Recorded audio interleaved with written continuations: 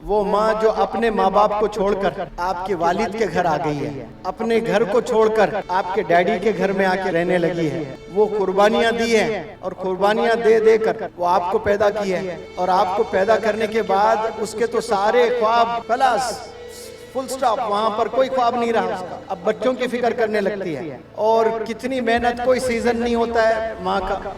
हमें तो सीजन्स होते हैं, rainy season, winter season, summer season, लेकिन वहाँ कोई सीजन नहीं होता है। वहाँ एक ही सीजन होता है, season of love, season of care. Care करती है 12 महीने। क्या करती है माँ? फिक्र करती है, खाना बनाना, सालन बनाना। 365 दिन में कभी ऐसा दिन गुजरता है जो घर में खाना ही ना बने? सवाल ही नहीं है।